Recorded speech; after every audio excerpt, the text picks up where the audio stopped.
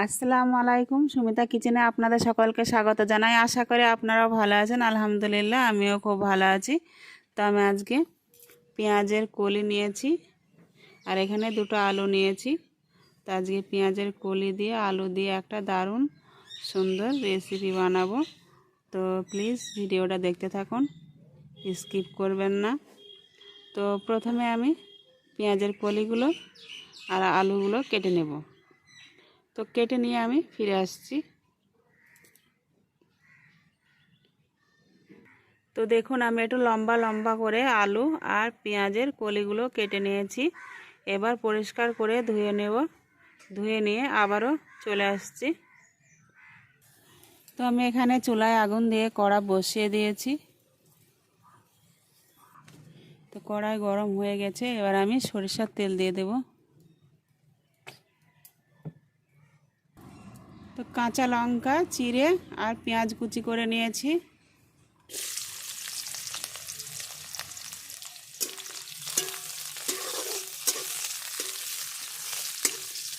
তো প্রথমে আমি এগুলো কিছুক্ষণ ভেজে নেব। এগুলো আমি ধুয়ে নিয়ে চলে এসেছি, এই পর্যায়ে দিয়ে দেব। এখানে হলুদ গুঁড়ো আর লবণ নিয়ে নিয়েছি।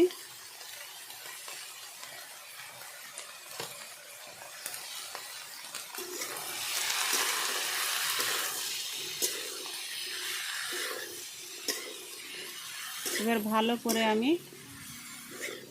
নেড়ে নিলাম।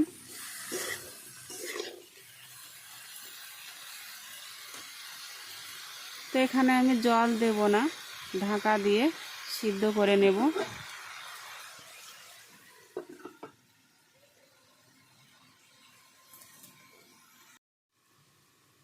তো আমি দেখে নিচ্ছি ঢাকনা তুলে।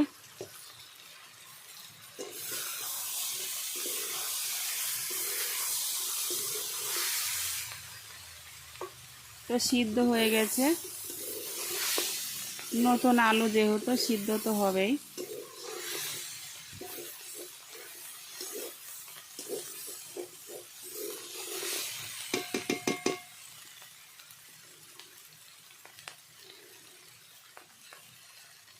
তো আমি আরও সামান্য তেল দিয়ে ভালো করে ভেজে নেব।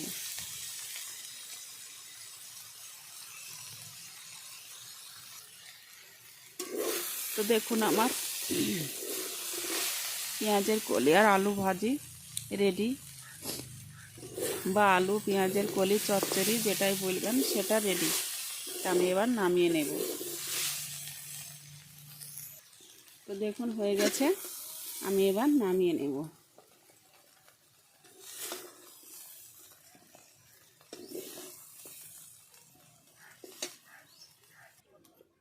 তো কত সুন্দর হয়েছে দেখুন, পেঁয়াজের কলি আর আলুর একটা দুর্দান্ত রেসিপি। রুটির সাথে তো খুবই ভালো লাগে খেতে, গরম ভাতের সাথেও কিন্তু খুবই ভালো লাগে।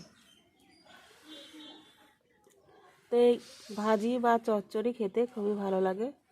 তো আমার এই রেসিপিটা যদি ভালো লেগে থাকে অবশ্যই লাইক, কমেন্ট, শেয়ার, সাবস্ক্রাইব করবেন। কালকে দেখা হবে আবার কোনো নতুন ভিডিওর সঙ্গে। ততক্ষণ সুস্থ থাকুন, ভালো থাকুন। খোদা হাফেজ।